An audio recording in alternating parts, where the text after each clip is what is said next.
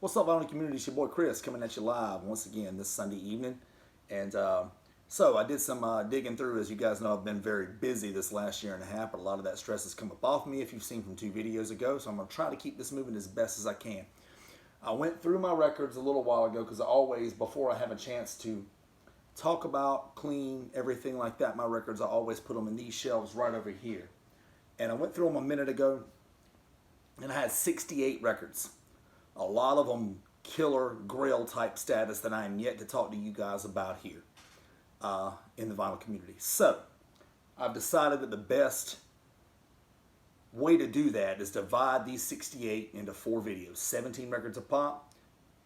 You guys always know I like to keep the killer towards the end, and you know, not saying there's not going to be killer throughout, because there will be, but the real killers are going to be at the end, and I'm going to give you guys 4 videos. So, here you go. I don't know how quickly you get the 4 videos, but you're going to get the 4 videos.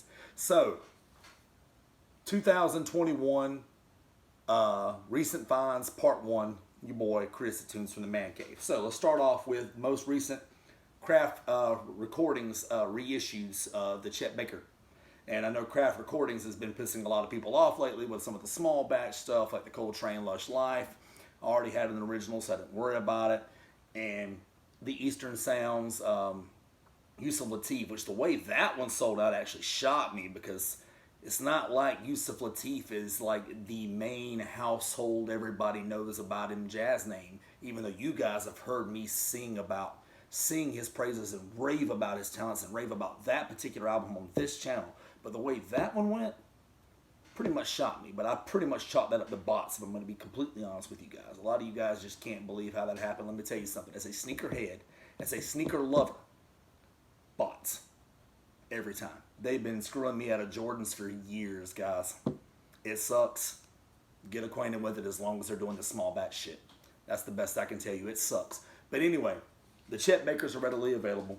So I've grabbed 2 of them so far. Chet, of course, Stereo, Riverside. It's the only one of the 2 that I'm getting ready to show you that I've had a chance to listen to. Right out the packaging, I can tell you that I thought it was noisy, if I'm being honest with you, but I'd heard that complaint about a lot of them. Once you clean it up, it sounds great. I can tell you that this record's not really my favorite. I love the personnel on it and everything. For starters, let me just get this out of the way. Chet Baker, in my opinion, on his chosen instrument, the trumpet, you can go way better. You can get way better in terms of trumpeters. I think most of us watching this will probably agree.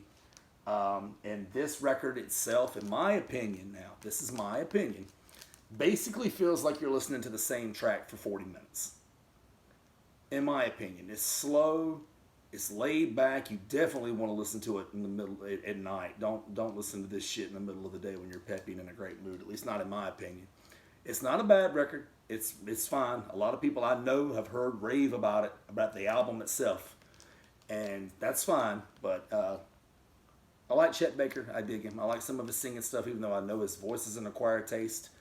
But not my favorite on the trumpet by far. I wouldn't put him in my top 20, I don't think. That's no knock on him. It's just I really, really like a lot of trumpeters. But you've no doubt heard a lot about it. My boy Bob does a great job breaking down these Chet Baker craft releases. I'll drop a link in the description. Next up, It Could Happen to You. I grabbed that one. Of course, this is going to be Chet Baker singing. And I haven't yet to hear it, but I've heard, once again, I've heard that it's noisy out the package. But I plan to give it a good cleaning. And I am, recently relatively familiar with the album, so we'll see. Again, once I cleaned Chet up, it sounded great. Once I cleaned it up. Next up, Gary Bart's Jazz is Dead. It's the 6th installment in the Jazz is Dead series, guys. All 6 of them are fire. I had pre-ordered this one. This is great stuff. This is Gary Bart's with Ali Shaheed, Muhammad, and Adrian Young. I'm yet to pull it out the plastic, as you guys can tell. So I'm looking very, very, very, very, very forward into getting into this one. So if you guys aren't as familiar with the Jazz is Dead series, I highly recommend it. I had it pre-ordered for months. I'm very excited to have it. Next up, some Blue Note Classic series. It's the only one I own because it's the only album that they've released so far that I didn't already have in original format. So it's the real McCoy, McCoy Tyner, Joe Henderson, Ron Carter, and Elvin Jones. It's a phenomenal album. And of course, it sounds great. And in the event that I ever have my original copy, you guys already know how I wagon wheel. So Melinda, if you're watching this, I had told you a falsity when in you and your husband's video when you guys were talking about the Blue Note Classic series. I had told you I didn't have any of them. Well, I inadvertently told a fib. I have this one. And it sounds great and it sounds amazing, so I'm definitely a fan. Next up, My Point of View, Herbie Hancock, Tone Poet Style, Donald Byrd, Rashawn McCurr III, Hank Mobley, Grant Green, Chuck Israels, and the great Tony Williams on the sticks. It's a phenomenal album. I've always wanted an original pressing of it, of course, but obviously, as you can tell, I have yet to be able to grab one. So here I have this, and it'll hold me over until it sounds phenomenal. Next up, The Raja, Lee Morgan.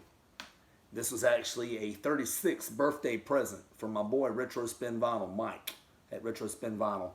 A couple weeks late of my birthday, but he wanted to do something nice for me, and he just asked me if there was anything in a decent price range that I would want, and I had wanted this and hadn't got a chance to grab it for him, so he sent it to me. Mike, Retro Spin Vinyl, thank you so much. If you guys don't follow, don't subscribe, Mike's got a great channel. He's a really nice guy, very knowledgeable. I highly recommend you follow. Thank you, Mike. My favorite 36th birthday present, believe it or not. Next up, it's a great soul funk type Blue Note style record. Jimmy McGriff, Electric Funk. Believe it or not, it's not an expensive one, but it's also not one you see very often. It's great stuff, very funky. Really dig it, honestly. Jimmy McGriff on organ, horizontal electric piano, and arrangement. It's killer. It's a wonderful album. Beautiful woman on the cover. Love it. It's great stuff. If you ever have a chance, I mean, look it up. Again, it's not one you see that often, but it's also had for relatively cheap. And relatively cheap, meaning by my standards, cheap. Next up is a couple that I think I've already bought before, but I got them at such a great steal that in the event that I do have them, I'll gift them to friends. The Modern Art of Jazz by Matt Matthews. I'm about positive I have this one actually already. Haven't had a chance to go through them, but it's a great album. Wonderful stuff. Oscar Pettiford, Kenny Clark, Joe Puma, Herbie Mann, Gigi Grease, Art Farmer, Dick Katz, and Julius Watkins. Phenomenal album, guys. I highly recommend it. Next up is another one I'm pretty sure I have.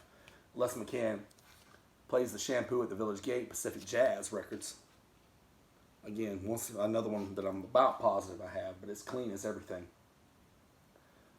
Herbie Lewis on bass, Ron Jefferson on drums, Les McCann, of course, on the piano. It's a wonderful album on Pacific Jazz. Next up is a mixtape, if you will. It's the music you don't hear on radio, at least for the time being. It's on Impulse, and it's basically a vinyl mixtape. It was one that I was more than welcome to dive into. Pharoah Sanders, John Coltrane, Alice Coltrane, John Clemmer, Ahmad Jamal, Cliff Coulter, Archie Shepp, Chico Hamilton, more Alice Coltrane, more Milt Jackson, and more Archie Shepp. I mean, as you can see, some cool artwork on there, some cool ass stuff. You're not going to have the gatefold and everything like you do, but like I said, it's more like a jazz DJ's like gift. It's like, here, spin this shit. Get old Impulse records, out there. And I don't know. It's not one that I had to have. I think I have everything on the album already on the individual releases that they were released on. But I just thought cool as hell, and it was only like $15, and it's like an Impulse mixtape. It's pretty freaking cool to me. Next up, the great Kai and JJ. This is the very first release ever on Impulse Records. A lot of you guys have it. I've seen it, I think, on a couple of your jazz tags. I'll go ahead and get this out of here, let you guys see it. I haven't even had a chance to clean it yet. It's very recent. Grabbed for me.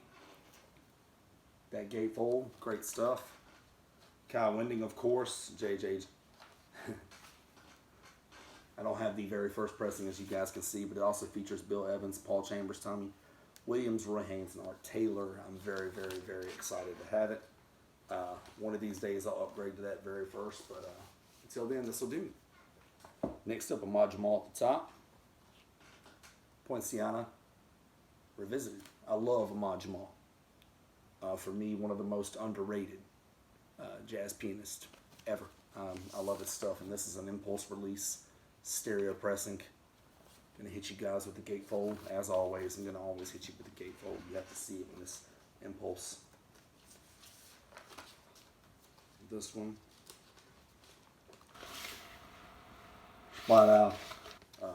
But this is a great record. Stereo pressing, I absolutely love it. Next up, more Ahmad Jamal. This one's gonna be on Argo. More great stuff. Go ahead and get this glare out of here again. It's a phenomenal release, very sturdy release. Black Argo label. Phenomenal record. I just dig it all the way through. I dig everything Ahmad Jamal, if I'm being completely honest with you. I remember when I first started buying Ahmad Jamal records, I remember I would sneak up on them in like thrift stores and record stores, like $6, $7 a piece. It's like, really? And I'd buy them and they were blowing my mind. I was like, how in the hell is something this good, this cheap? But basically everything but the impulse stuff for Ahmad Jamal you can find cheap, and then even some of the Ahmad Jamal impulse stuff can be found cheap outside of course.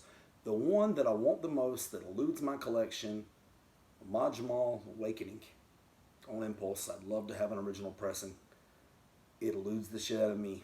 It's expensive as hell online, and I'll pay the price, but I want to make sure the quality is in line, because this is a record that I'm going to want to really listen to. So if anybody can point me in the direction of an original, either mono or stereo pressing of Ahmad Jamal's Awakening, I'll sing at your wedding, dance at your funeral, do it in reverse, however you want to do it.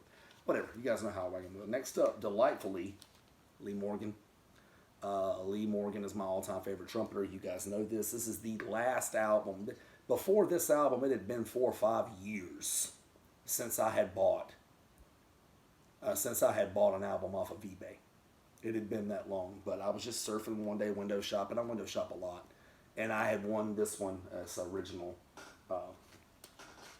stereo pressing, by the way. I had won this one for like $30, $35, $40, flat out. I could not pass it up. It was one I didn't already have. It's in remarkable condition. Lee Morgan on trumpet, Joe Henderson on tenor, McCoy Tyner on piano, Bob Cranshaw on bass, and Billy Higgins on sticks. I'm just really thrilled to have it. And any album, for that matter, by the great and legendary Lee Morgan. Next up, Bluesnick, Jackie McLean, Freddie Hubbard, Kenny Drew, Doug Watkins, and Pete LaRocca. Major want for me. This is the one that you would probably have seen very last if it was indeed an original pressing, but it's not. It's that good old-fashioned blue label, white B. But it is clean. You can eat off of it. I'm thrilled to have it. And the guy who sold it to me, Tread Lightly 365 on Instagram. Thank you, Tread, if you ever see these. I don't think you do, but if you ever do, thank you. I love Jackie McLean, top 5 on the sax all time to me. Great stuff. I highly recommend it if you see it. All right, the last two are the absolute biggest of the dogs to me. Explorations, Bill Evans Trio. This is a second stereo pressing. It's clean as hell, as you guys can tell, front and back. Look at that. Tell me that doesn't look like it's just brand new to you. Phenomenal stuff. I'm so thrilled to have it. And it's got this, what's it called, green or teal Riverside label, if you will. It's clean as hell. It was even cleaner by the time I got through washing it. By the time I got through cleaning it, I should say. And it's just a phenomenal record. Bill Evans on the keys, Scott LaFaro on bass, Paul Ocean on drums. And it's New York City, February 2nd, 1961. Guys, this is essential shit. Just like almost anything Bill Evans ever put out, especially during this period of time, guys. The Riverside output, in my opinion, essential. Gotta have it. Gotta get it in your life. If you see it, you guys already know. So thrilled to have that. And finally, for me, Big Dog. This is one I definitely want original, the very first pressing of. This is not a first, but this is going to be early. Most important to me is how clean this is. But go ahead and get it out of here. It's Dexter Gordon, Our Man in Paris. And as you guys can see, that shrink wrap that your boy can't stand. So you already know what I'm going to do with that. Get that on out of here. Just spun it about an hour ago. Now it looks like a record. Phenomenal, phenomenal, phenomenal stuff. So thrilled to have it. Dexter Gordon on tenor, Bud Powell on piano, Pierre Michelot on bass, and Kenny Clark on drums. Look how clean this is, guys. The shrink was, I guess, doing this job. But as you guys can no doubt tell from that sleeve here, we're dealing with Liberty pressing. It's fine by your boy, especially for our very first copy, especially when it's that damn clean. Wow. That's all I can say. Phenomenal stuff. I played it. It plays through phenomenally. It plays like one that just came hot off the presses, except for better, because everybody knows, man, these pressing plants and everything like that are slack with the brand new releases these days. You know, coming off noisy as hell and everything like that, like those craft recording Chet Baker releases. But anyway, that is my first 17 of the 68 albums that I have yet to show you, by my estimation anyway, that I really want to show you before I file them away and then forget to talk to you guys about them. So, 2021 Recent Finds, Part 1. Your boy Chris, Tunes from the Man Cave. Hope you guys are all having a wonderful, wonderful, wonderful Sunday evening, wonderful weekend. Hope you guys have got some great tunes. Hope you guys are spending some great time with your family. Hope you guys are just enjoying the day. Hope the weather's great, and hope you're all in great health. And until next time, until next video, keep dropping that needle, guys.